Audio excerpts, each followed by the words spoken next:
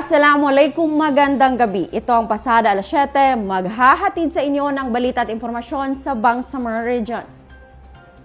Sa 3 araw na paggunita ng ika-7 anibersaryo ng Bangsamoro Foundation Day, maraming aktibidades, programa at serbisyo ang naihandog, naihatid at naipamahagi sa mga mamamayang Bangsamoro sa buong Bangsamoro Autonomous Region in Muslim Mindanao.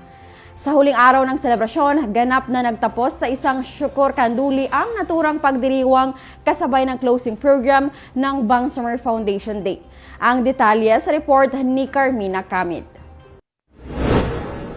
Salo-salo sa mga nakahanay na dulang ang halo-halong mga empleyado mula sa iba't ibang ministries, offices at agencies, kasama ang iba pang mga Bangsamorong nakibahagi sa Syukur Kanduli na ginanap ngayong araw, January 23, 2026, sa closing program ng 7th Bangsamoro Foundation Day sa Office of the Chief Minister Grounds sa loob ng Bangsamoro Government Center, Cotabato City.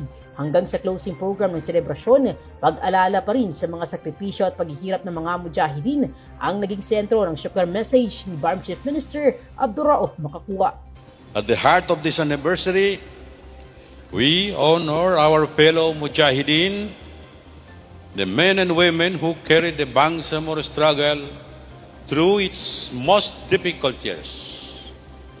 Ya, masla, pagsukuranta, no? Sa kuna, timbangan niya ba'y unod.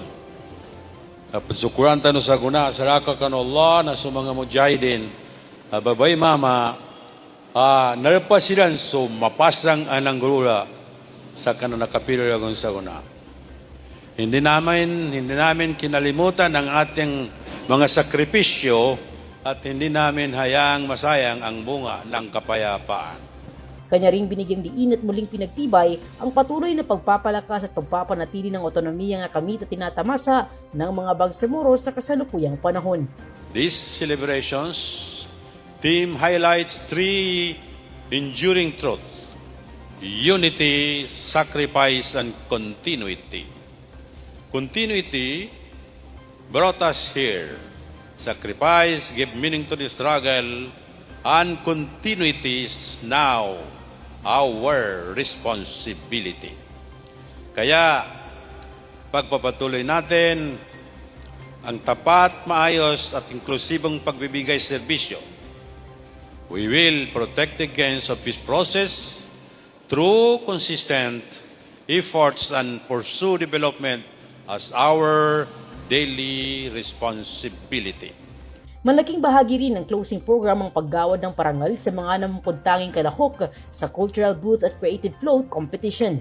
Sa Cultural Booth Competition, hinirang na kampyon ang lalawigan ng Tawi-Tawi. First runner-up naman ang probinsya ng Maguindanao del Sur, second runner-up ang lungsod ng Cotabato, at third runner-up ang Maguindanao del Norte. Samantala sa Creative Float Competition, nagwagi bilang third runner-up ang Ministry of Labor and Employment, Ministry of Public Works bilang second runner-up, first runner-up naman ang Ministry of Trade, Investment and Tourism, at itinanghal bilang champion ang Ministry of Agriculture, Fisheries and Agrarian Reform.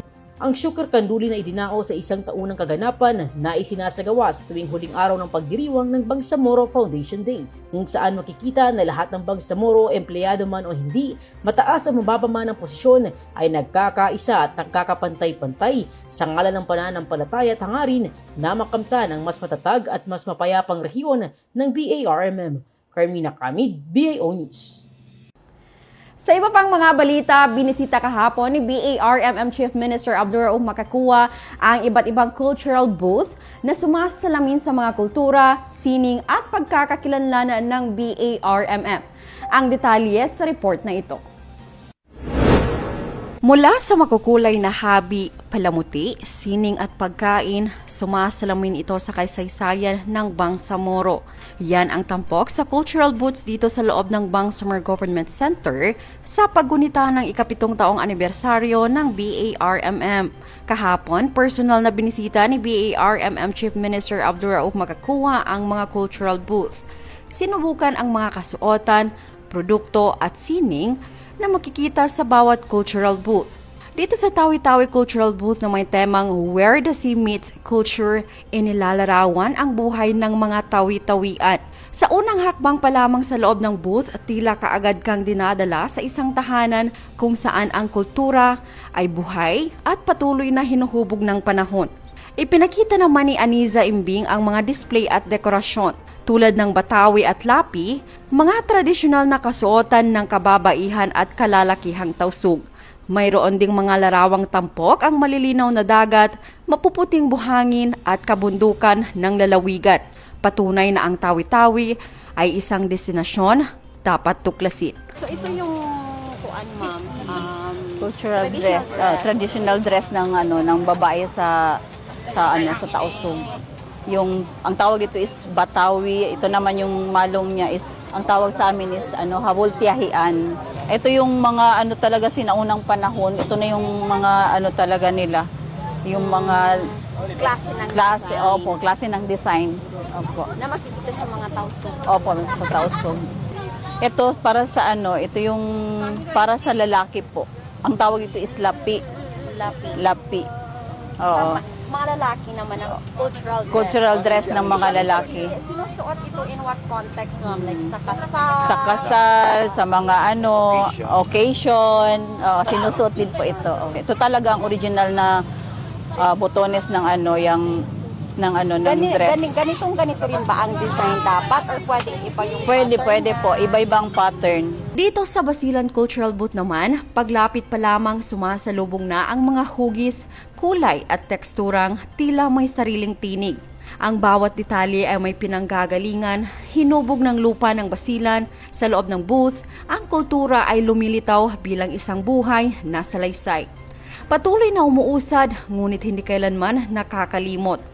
Ang mga impluwensyang katutubo at tradisyonal na anyo ng sining ay nagsisilbing tahimik na saksi sa katatagan ng mga taong patuloy na ipinaglalaban ang kanilang pananampalataya, dignidad at pagkakakilanlan. Bawat elemento sa exhibit ay may bit-bit na kwento. Sa ganitong paraan, inilalarawan ang Basilan hindi lamang bilang isang bahagi ng Bangsamoro, kundi bilang mahalagang tagapag-ingat ng kaalamang kultural na nagbibigay lakas sa buong rehiyon. Hindi rin naman nagpahuli ang mga probinsya ng Maguindanao del Norte, Maguindanao del Sur, Special Geographic Area, Office for Other Bangsamoro Communities at Lanao del Sur sa pagpapakilala ng mga makukulay at mga natatanging sining na makikita sa kanilang mga probinsya. Sa pag-iikot ng punong ministro, pinuri nito ang mga ahensya at mga lokal na pamahalaan sa kanilang patuloy na pagsisikap na pangalagaan at buhayin ang kulturang Bangsamoro habang tinatahak ang landas ng kaunlaran at modernisasyon. Samantala, isinagawa rin kahapon ang musabaka na dinaluhan ng higit 100 mga kalahok kung saan nakibahagi rin si Chief Minister Makakuwa sa aktibidad na nagpapatibay sa pananampalataya ng mga mananampalatayang Islam sa rehiyon. Johan Unayan, BIO News. Samantala, ipinamalas ng mga kabataan ang kanilang galing sa spoken poetry competition ng Bangsamoro Information Office kung saan isinilarawan ang temang BARMM 2026, Simbolo ng Pagkakaisa, alaala sa mga sakripisyo at pagpapatuloy ng mas matatag na Bangsamoro. Samantala, sumasalamin sa pagbabago ang kwento ng mga nagwagi sa short film making contest. Alamin ang detalye sa report ni Farhan Acabalo. Ang spoken poetry at short films ay makapangyarihang paraan ng pagkukwento. Sa spoken poetry, ang mga salitang binibigkas at paggalaw ng katawan ay pagpapahayag ng damdamin at emosyon. Kaya sa taong ito, inihandog ng Bangsamoro Information Office ang spoken poetry competition na nilahukan ng higit 20 kabataan. Mula sa bilang na ito, 12 individual ang nabigyan ng spotlight upang itanghal ang kanilang mga piyesa. Lumilipad sa himpapawid, dahil siya na ay malaya. Ngunit, nararamdaman niyo ba? Nararamdaman niyo ba ang kirot na aking nadarama? Dahil bakit kasi selebrasyon, pero pilit niyong halongkating ng nakaraan na rason ng sakit at pait na nagtuturog sa aking katawan at puso. Nakikita niyo ba? Nakikita niyo ba? Ang luha sa aking mga mata sa aking naaalala Ang isang ama nagpaalam sa kanyang asawa at anak, subalit kinabukasan ay wala nang binalikan. Kikita niyo ba? Ang bahid nito sa aking mukha. Bakit ba? Kasi kailangan pa natin halungkatin para lang tayo ay tumibay. Bakit ba? Kasi kailangan pa natin masaktan para lang maging matatag. Pero sige, akin kayo ay pagbibigyan. Naaalala niyo ba? Naaalala niyo ba ang pugot, hubad, wasakat, tadtad na nakahimlay, dugutluhan, nakabanig na bangkay, nakatusok na armas na ginawang panaklay, nakakalaylay sa katawang nakakalaylay. Anong saysay ng isang sanaysay na hindi na isalaysay? Pues ako ang magsasalaysay. Alam natin na ito ay kaalaman dahil kamang manganri ng dahilan bakit tayo ay naisahan. Tayo'y magsikap na lumago at gumawa ng pagbabago. Mag-aral ng magkaroon ng maraming pag-asa ang Bangsamoro. Ipakita natin kaya nating tumayo. Ipakita natin kaya nating lumago. Ipakita natin na tayo ay natuto. Higit sa lahat, ipakita natin ang pagbabago na dulot ng mga buhay na isinakripisyo. Sama-sama tayong manindigan. Isulong ang mapayapang kinabukasan sa pamamagitan ng pagtutulungan at paggunita sa nakaraan.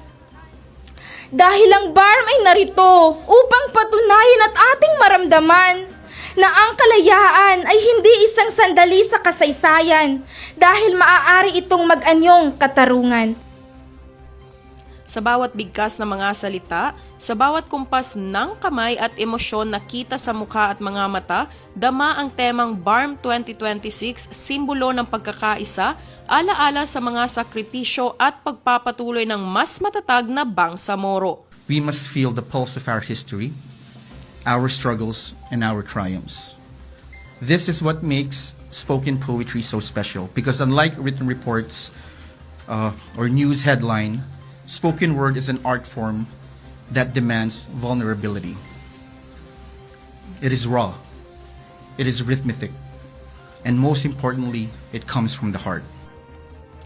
Itinanghal na second placer si Mahedra Sulaiman mula Awang Dato Udin Sinsu at Maguindanao del Norte at first place naman si Bay Shahara Abag Sangki mula sa Bito Dato Udin Sinsu at Maguindanao del Norte at champion si Sakira Sama mula sa General Salipada, Cape Pendatun.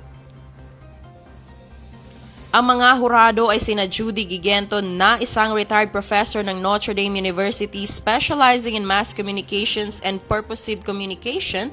Isa rin sa hurado si Ayesha Merdeca Alonto, head of the Maranao Cultural Heritage Center ng MSU, at by Ashrafia Aimee Birwar Mitmug, presiding judge ng RTC Branch 14, Cotabato City. Binigyang diin nila ang kahalagahan ng pag-alala at pagpupugay sa kasaysayan ng Bangsamoro. Continue to speak our dreams and continue to shape a brighter future. Thank you, and let us journey together towards a stronger Bangsamoro. Dapat lagi tayong magsasabi ng Bangsamoro para ang ating mga Filipino brethren becomes two now. Bangsamoro. And when you say Bangsamoro, hindi lang yan Muslim. Oh. When you say Bangsamoro, you're talking about the 13 Muslim tribes, tayo yon. And also, we are the tayong tinatawag na Bangsamoro lowlanders. The history to, yun ang tawag sa atin ng mga kasila. And you have the 18 non-Muslim Morolander that are now called Lumads. And our Filipino brethren.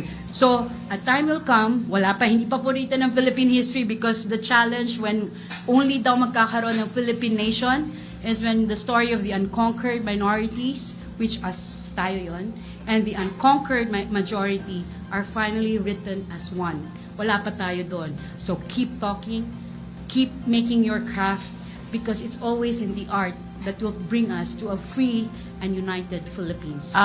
When I was young, ang lagi kong iniisip pag may ginagawa ko, I always think first kung sino ako, who I am, and what I represent. Especially nung college years ko, I went to Manila. Every time na may gagawin ako, ang lagi kong iniisip, kung gagawin ko ba ito, would it reflect well on the Bangsamoro or not? Samantala, iba't ibang kwento naman ng pagbabago ang tampok sa mga entries sa short filmmaking contest, handog pa rin ng Bangsamoro Information Office. Ang galing sa pagbuo ng kwento, films at videography ang ibinida ng higit 20 kalahok. 12 short films ang umarangkada sa top 12 kung saan 6 rito ang nagwagi matapos ang masusing paghurado ng 3 judges na sina William Solano Jr., visual storyteller at head ng Media Convergence ng Strategic Communications Team of the Office of the Chief Minister, VJ Villafranca, isang batikang documentary photographer at director, at co-director ng The Transition ng co-produce ng Bangsamoro Information Office, at hanguling hurado ay si Shara Zambrano, isang journalist at producer at dating senior defense correspondent ng ABS-CBN Integrated News and Current Affairs. Ginawaran ng consolation prize ang 3 short films na 50 pesos ni Jamal Baulo ng Marawi City, Lanao del Sur, Pusaka ni Lady Shapea Mastura ng Salimbao, Sultan Kudarat, Maguindanao del Norte, at Mga Butil ng Pag-asa ni Mardika Kari mula sa RH3, Cotabato City.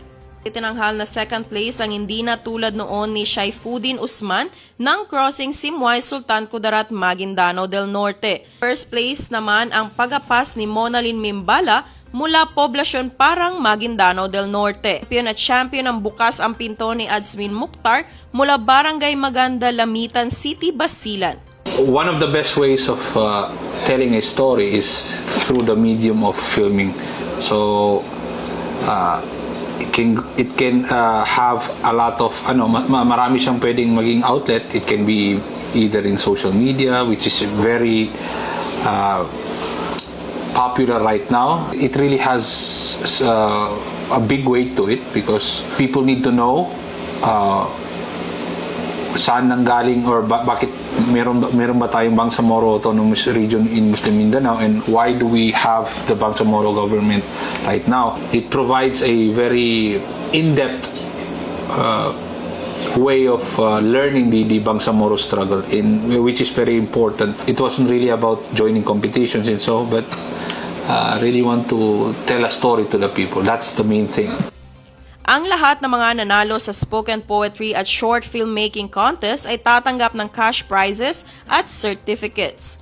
Sa pagdiriwang ng Bangsamoro Foundation Day, ang mga kwentong ito ay nagpapaalala kung sino tayo, saan tayo nagmula at kung saan tayo patungo dahil sa pamamagitan ng sining na magbubuklod sa atin, nagiging mas matatag pa ang pagkakakilanlan ng Bangsamoro. Farhana Cabalo, BIO News. Samantala, isinagawa naman ng Ministry of Finance, Budget and Management ang Lay Forum on BARMM Islamic Finance Initiatives at mga ceremonial signing ng Memorandum of Understanding sa pagitan ng MFBM, BIO, DAB at Philippine Tax Academy bilang bahagi ng pagdiriwang ng ika-7 Foundation Anniversary ng rehiyon. Narito ang report. Sa ginanap na Lay Forum on BARM Islamic Finance Initiative sa Sharif Kabunsuan Cultural Complex, kung saan tinalakay ni BARM Sharia Supervisory Board Member Anwara Jamuda ang mga layunin, pinagmulan, pangunahing konsepto at mga pinagbabawal na transaksyon, mahahalagang kontrata ng Islamic Finance at ang pagbuo ng isang Islamic Finance Institution. Sinundan ito ng ceremonial signing ng Memorandum of Understanding sa pagitan ng MFBM at Bangsamoro Information Office upang palakasin ang pampublikong impormasyon at edukasyon ukol sa Islamic Finance. To realize our vision for a functional and operational Islamic finance system in the autonomous region, it is essential that our key stakeholders and the general public fully understand and support this aspiration. To effectively inform, communicate, and educate all our stakeholders about our policies, programs, and activities on Islamic finance, the NFBM enters this Memorandum of Understanding with our primary ally in information dissemination, no less than the Bangsamoro Information Office. Through this MOU, the NFBM commits to collaborate with BIO in developing strategy, clear and effective communication, utilizing platforms that speak to our communities in languages they understand. Today's signing of this Memorandum of Understanding between the Bangsamoro Information Office and the Ministry of Finance and Budget and Management is both timely and deeply significant. It affirms our shared responsibility to ensure that the promise of the Bangsamoro, rooted in justice, inclusivity, and moral governance, translates into concrete systems that respond to the values and lived realities of our people. This partnership recognizes that Islamic finance is not merely a technical or economic reform, but a transformative pillar in building a financial ecosystem that is ethical, transparent, and responsive to the aspirations of the Bangsamoro. Tinalakay din sa forum ang mga pinakabagong updates sa BARM Islamic Finance Roadmap 2024 to 2028 na iprinesenta ni Chief Finance Management Specialist Alameda Haji Andong. Nagkaroon din ng isa pang ceremonial signing ng Memorandum of Understanding sa pagitan ng MFBM at Development Academy of the Bangsamoro upang pagtibayin at palawakin ng kolaborasyon at mga programang pang-institusyon para sa capacity building.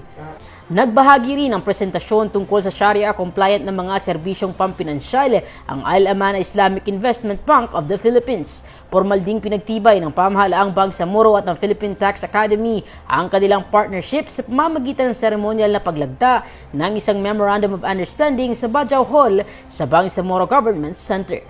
Layunin ng kasunduan na palakasin ang kooperasyon sa larangan ng capacity building, pagsasanay at palitan ng kaalaman, partikular sa mga batayang polisiya sa pagbubuwis, pamamahala ng kita ng pamahalaan at fiscal education.